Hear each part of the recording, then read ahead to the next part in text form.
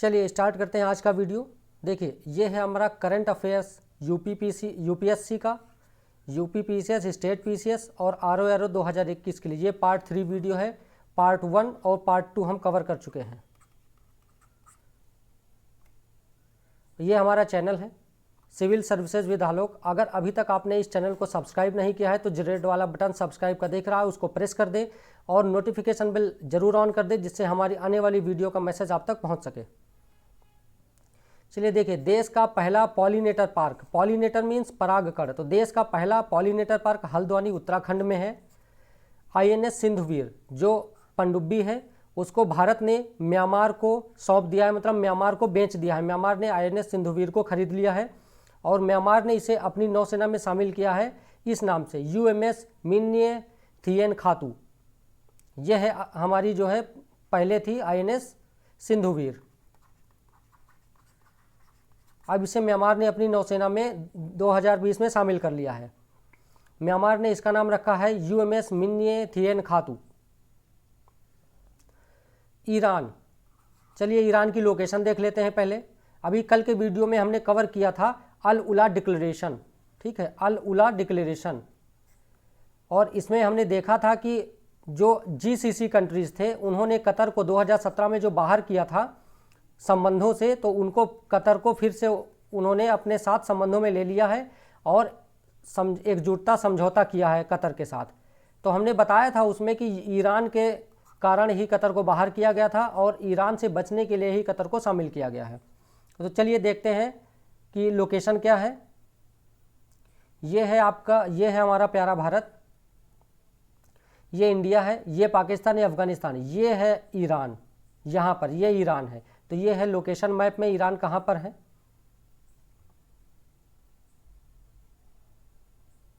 देखिए ईरान, ये अभी ईरान ने क्या किया है कि 2015 में परमाणु समझौता हुआ था ईरान के साथ और उसी परमाणु समझौते का अभी उल्लंघन किया है ईरान ने और भूमिगत इकाई मतलब जमीन के अंदर 20% तक यूरेनियम का इनरिचमेंट मतलब यूरेनियम का संवर्धन किया है। यूरेनियम संवर्धन क्या है, तो यूरेनियम को प्यूरिफाई करना।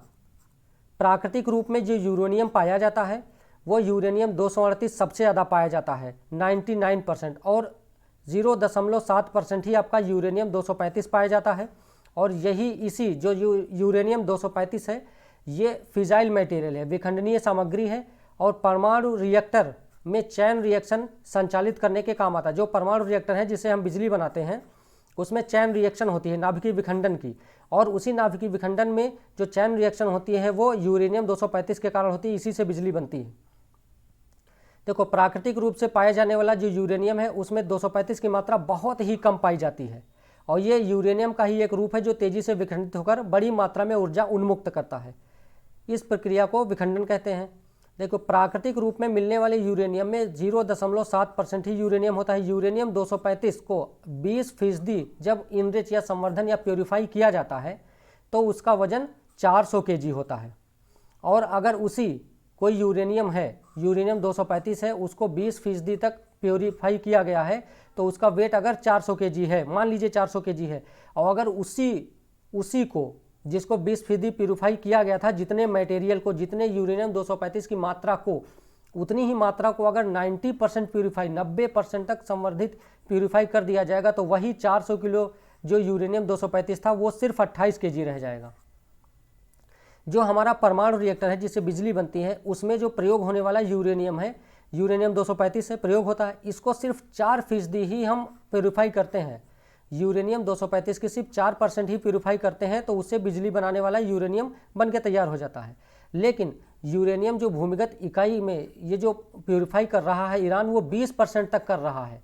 इसका मतलब वो वेपन बनाएगा। देखिए हाईली इनरिच्ड यूरेनियम जो होता है वो आपका वेपन ग्रेडेड यूरेनियम है, जो लो इनरिच्ड यूरेनियम है वो रिएक्टर ग्रेड यूरेनियम है। तो जो आपका 4% है उससे बिजली बनती है और जो इससे ज़्यादा इनरिच करते हैं, जो प्योरीफाई करते हैं, मतलब वो आपका मिसाइल बना रहे होंगे या परमाणु बम बना रहे होंगे। 2015 में ईरान क्या कर रहा था कि परीक्षण कर रहा था, ईरान यूरेनियम का संवर्धन कर रहा था। तो ईरान परमाणु बम ना बना पाए, क्योंकि अगर ईरान बना लेगा तो आपका जो शक्ति का बैलेंस है वो ईरान के पक्ष में आ जाएगा। इस वजह से, और ये आतंकवादियों के हाथ भी लग सकता है, इसलिए ईरान परमाणु हथियार जो है ना बना पाए। इसके लिए 2015 में ईरान के साथ एक परमाणु समझौता किया गया था, और ईरान के ऊपर पहले तो सारे सैंक्शंस लगाए थे, प्रतिबंध की पूरे विश्व से आप कोई भी व्यापार नहीं कर सकते किसी देश के साथ। और उस व्यापार को हटाने के लिए कि आप अगर व्यापार करना चाहते हैं, एक्सेस चाहते हैं, तो उसके लिए आपको समझौता करना होगा। तो P5 कंट्रीज़ जो हैं +1, P5 मीन्स मतलब ये है कि जो आपके सिक्योरिटी काउंसिल के 5 परमानेंट मेंबर हैं, USA, UK, फ्रांस, रसिया, चाइना, ये 5 मेंबर हैं जो सिक्योरिटी काउंसिल के परमानेंट मेंबर हैं, और जर्मनी +1 का जर्मनी, इन सब ने मिलकर ईरान के साथ समझौता किया था 2015 में। समझौते के बाद ही उसको वैश्विक व्यापार में पहुंच प्राप्त हुई है। समझौते में शोध कार्य हेतु थोड़ी मात्रा में यूरेनियम जमा कर सकता है। ये कहा गया था कि भैया शोध कार्य करने के लिए, आप रिसर्च करने के लिए थोड़ी मात्रा में यूरेनियम जमा कर सकते हो, और उसके इनरिचमेंट, संवर्धन पर रोक लगा दी थी। देखिए सागरमाला सी प्लेन सेवा। सी प्लेन क्या है? तो स्थिर पंखों वाला जहाज जो पानी में उतरने में सक्षम हो, ये है आपका सी प्लेन। ठीक है, ये है sea plane. Ministry of port, shipping and waterways, airline, इन्होंने क्या किया है कि एयरलाइन परिचालकों के जरिए SSS सागरमाला सी प्लेन सेवा शुरू करने की योजना बनाई है। सागरमाला सी प्लेन सेवा जो है सागरमाला विकास कंपनी लिमिटेड के माध्यम से लागू किया जाएगा। जो आपका SSS सेवा है, सागरमाला सी प्लेन सेवा, ये SDCL के माध्यम से लागू किया जाएगा। इसका लाभ क्या है, ये परियोजना क्यों आरंभ की गई है? तो देखिए, ये तेज और आरामदायक परिवहन का एक साधन है। यात्रा के समय में कमी आती है। जो दूरस्थ धार्मिक या पर्यटक स्थल हैं आपके, जो मतलब पहाड़ी क्षेत्रों में हैं या बहुत दूर हैं, हवाई संपर्क से उनको जोड़ा जाएगा। जैसे पहाड़ी क्षेत्र है आपका, नदी, झील है, उनके यात्रा को प्रोत्साहित किया जाएगा, टूरिज्म को बढ़ावा दिया जाएगा, और इससे रोजगार के अवसर भी बढ़ेंगे। सी प्लेन सेवा अभी शुरू की गई थी, अक्टूबर 2020 से चल रही। कहाँ? तो स्टैच्यू ऑफ यूनिटी और साबरमती रिवर फ्रंट, इनके मध्य सी प्लेन सेवा अभी भी चल रही है, जो अक्टूबर 2020 में शुरू की गई थी। यह है आपकी सी प्लेन। सागरमाला परियोजना क्या है? तो ये देखिए, 2015 में केंद्रीय मंत्रिमंडल, केंद्रीय कैबिनेट ने अनुमोदित किया था सागरमाला परियोजना। इसका उद्देश्य क्या है?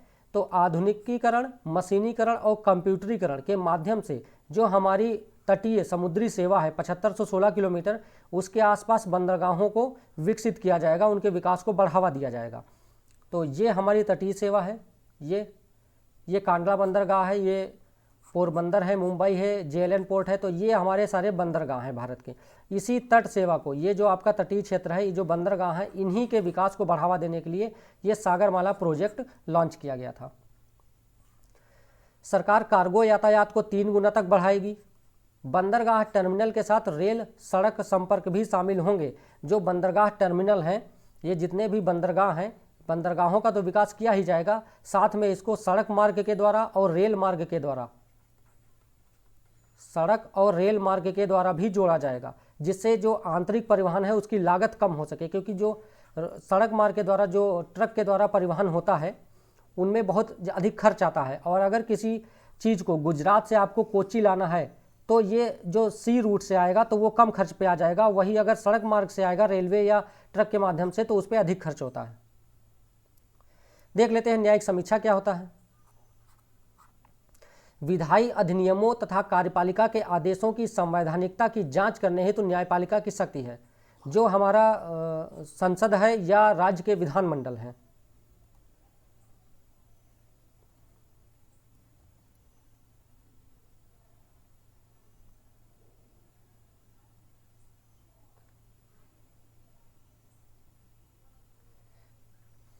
न्यायिक समीक्षा देखिए, जो हमारा संसद है या राज्य के विधानमंडल हैं, उनके द्वारा जो बनाए गए नियम है, जो अधिनियम है, जो संसद के द्वारा पास होते हैं या हमारे राज्यों के विधानमंडल के द्वारा जो पास होते हैं, और जो कार्यपालिका के आदेश हैं, जो कैबिनेट आदेश निकालती है, या जो कार्यपालिका है हमारी, जैसे कि कैबिनेट है, मंत्रिमंडल है, तो वो जो आदेश निकालती है, इन आदेशों की संवैधानिकता की, क्या ये संवैधानिक ढांचे के अनुरूप हैं, क्या संविधान में इनको मान्यता प्राप्त है, या संविधान का उल्लंघन तो नहीं करते। तो संवैधानिकता की जांच के लिए न्यायपालिका की एक शक्ति है।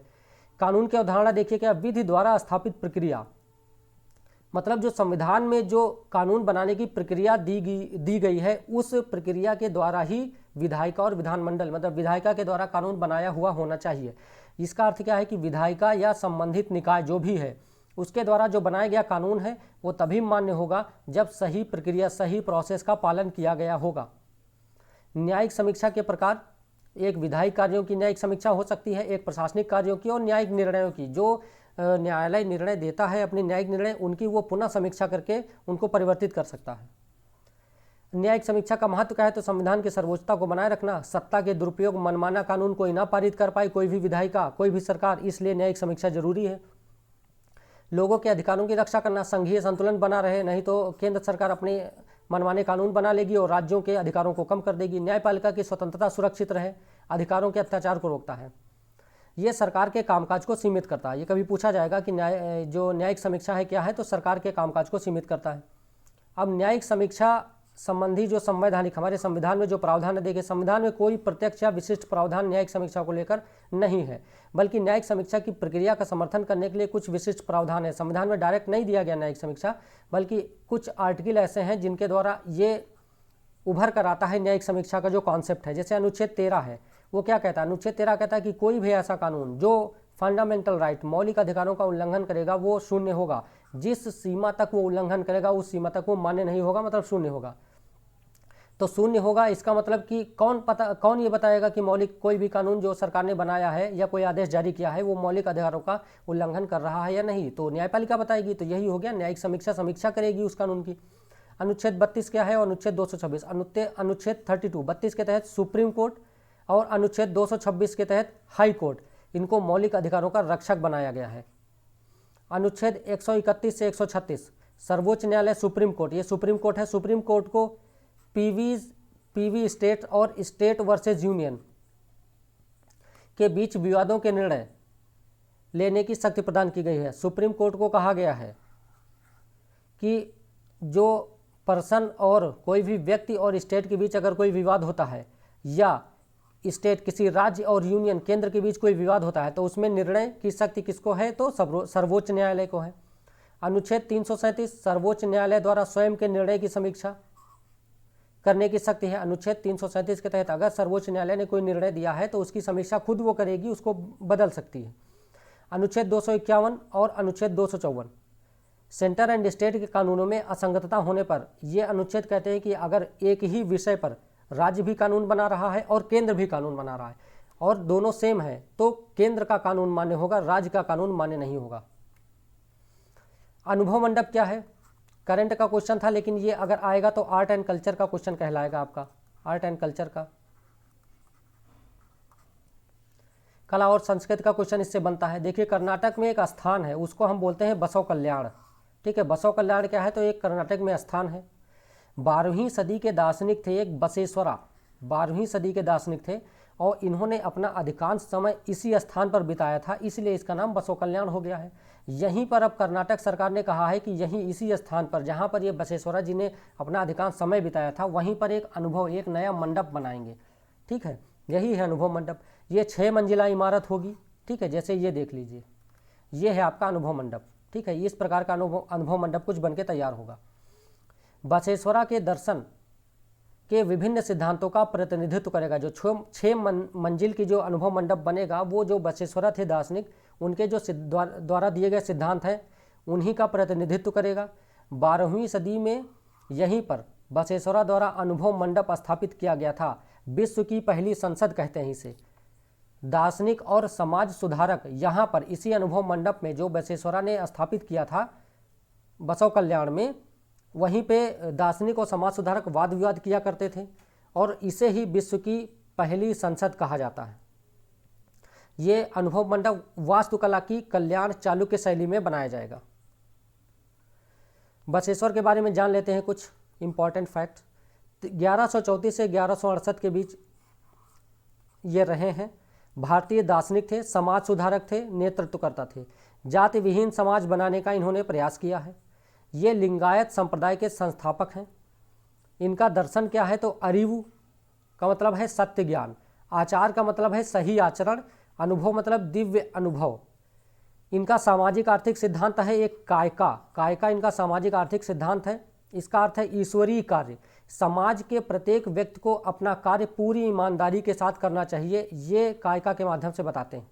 10वां सामाजिक आर्थिक सिद्धांत है। 10वां क्या है तो समान वितरण। 10वां में कहा गया है समान कार्य के लिए समान वेतन या समान आय होनी चाहिए। वचन एक सुधार आंदोलन है इनका। वर्ग, जाति और लैंगिक मुद्दों को से संबंधित है ये।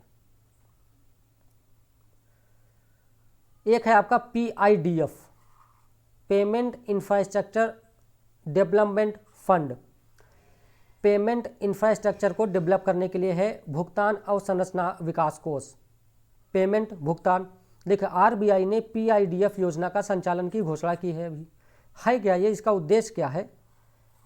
नॉर्थ ईस्ट के राज्य जो उत्तर पूर्वी राज्य हैं हमारे, और टियर 3 और टियर 6 के कुछ शहर, इनमें जो भुगतान स्वीकृति अवसंरचना का विकास करना है। जैसे नॉर्थ ईस्ट स्टेट में अगर कहीं आप जाएं, मान लीजिए कोई भी ऐसा क्षेत्र है जहां पर हम ऑनलाइन पेमेंट करना चाहते हैं, कार्ड से पेमेंट करना चाहते हैं, हम किसी दुकान पे चले गए, किसी पेट्रोल पंप पे गए, हम चाहते हैं कि हम कार्ड से पेमेंट करें, लेकिन उनके पास कोई POS मशीन, कोई ऐसी सुविधा ही नहीं है कि हम ऑनलाइन पेमेंट कर सकें। तो उस सुविधा को, उस भुगतान प्रणाली को, इंफ्रास्ट्रक्चर को डेवलप करने के लिए ये योजना लाई गई है। ऐसे व्यापारियों को लक्षित करना है जिनके पास कोई भुगतान स्वीकृति हेतु कोई डिवाइस नहीं है, जैसे POS, कोई भी डिवाइस अगर उनके पास नहीं है ऑनलाइन पेमेंट स्वीकृत करने के लिए, एक्सेप्ट करने के लिए, उनको लक्षित करेगा। जैसे परिवहन और आतिथ्य, सरकारी भुगतान, ईंधन pump, PDS public distribution services, PDS की दुकानें जो हैं आपका, किराना दुकान है, स्वास्थ्य सेवा, इन सब में ऑनलाइन पेमेंट की सुविधा बढ़ाने के लिए है, इंफ्रास्ट्रक्चर को डेवलप करेगा। इसकी समयावधि क्या है तो 1 जनवरी 2021 से 3 वर्षों के लिए इसकी समयावधि है, और 2 वर्षों के लिए इसे आगे और बढ़ाया जाएगा। प्रबंधन किसके हाथ में है तो RBI के जो डिप्टी गवर्नर हैं उनकी अध्यक्षता में एक एडवाइजरी काउंसिल बनाई गई है, वही इसका मैनेजमेंट करेगी। सोकर आर्द्रभूमि बहुत इंपॉर्टेंट है, ये आपका आर्ट एंड कल्चर का भी क्वेश्चन आएगा, ये आर्ट एंड कल्चर कहलाएगा जब ये क्वेश्चन आएगा पेपर में। लद्दाख यूनियन टेरिटरी है हमारा लद्दाख। लद्दाख में स्थित है आपका सोकर आर्द्रभूमि। आर्द्रभूमि है ये। 42वें रामसर स्थल के रूप में इसे शामिल किया गया है। भारत में अभी तक 41 रामसर स्थल थे, रामसर साइट्स थी, जिसमें से 42वें के रूप में सोकर आर्द्रभूमि क्षेत्र को शामिल किया गया है, लद्दाख में है। इससे पहले महाराष्ट्र का लोनार झील शामिल किया गया था, और आगरा का सुर सरोवर जिसे केथम झील कहते हैं, इसको शामिल किया गया था। बहुत ऊंचाई पर है ये, और 2 प्रमुख जलप्रपात हैं यहाँ पे, स्टारत्सपुक्सो और सोकर। ये मीठे पानी का प्रपात है और ये खारे पानी का। बर्ड लाइफ इंटरनेशनल ने सोकर घाटी को एक महत्वपूर्ण पक्षी क्षेत्र घोषित किया है, क्योंकि यहाँ पे विभिन्न प्रकार के पक्षियों का ये निवास स्थल है, बहुत से पक्षी यहाँ आते हैं। आर्द्रभूमि का महत्व क्या है तो स्थलीय एवं जलीय इकोसिस्टम के मध्य संक्रमणकालीन भूमि के रूप में परिभाषित किया जाता है। ये जो स्थल है आपका और जो जल है, इन दोनों के मध्य जो दलदली क्षेत्र होता है, जिसे दलदल बोलते हैं, उसी को हम बोलते हैं आर्द्रभूमि।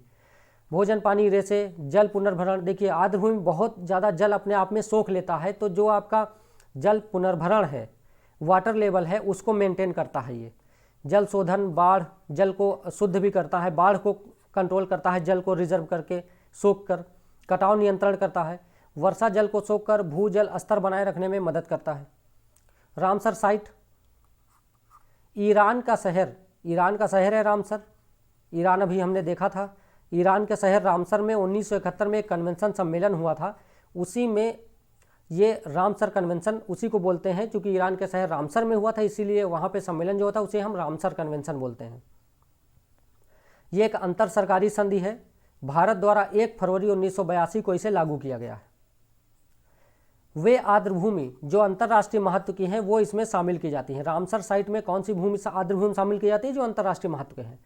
मॉन्ट्रेक्स रिकॉर्ड, ये आता है एग्जाम में, आ भी चुका है। मॉन्ट्रेक्स रिकॉर्ड क्या है तो ये रामसर साइट रामसर आर्द्रभूमि से संबंधित है, और जो भी तकनीकी विकास, प्रदूषण, मानव हस्तक्षेप के परिणाम स्वरूप जो भी आर्द्रभूमियाँ खतरे में हैं या इन फ्यूचर खतरे में होने वाले हैं, उन सभी को एक रिकॉर्ड उनका बनाया जाता है, जिसे हम बोलते हैं मॉन्ट्रेक्स रिकॉर्ड।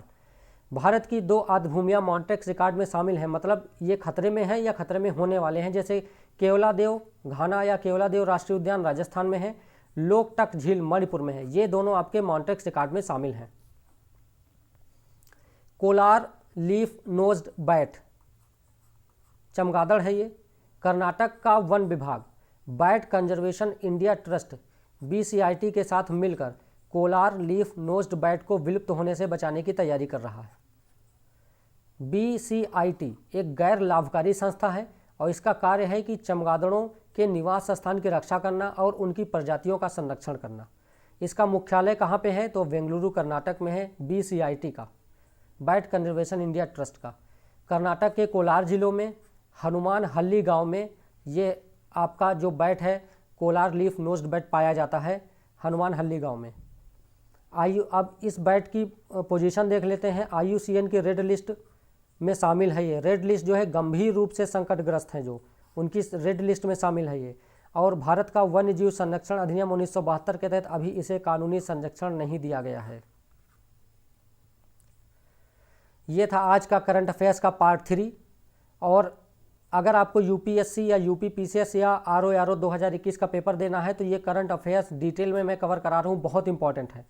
और अगर अभी तक आपने हमारा चैनल सब्सक्राइब नहीं किया है तो सिविल सर्विसेज विद आलोक मेरा चैनल है और ये सब्सक्राइब का बटन है, इसको प्रेस कर दीजिए। नोटिफिकेशन बेल भी ऑन कर दीजिए जैसे भी बनती हो, जिससे कि हमारी आने वाली वीडियो का मैसेज या नोटिफिकेशन आप तक पहुँच सके। तो चलिए आज के वीडियो में इतना ही, मिलते हैं नेक्स्ट वीडियो में।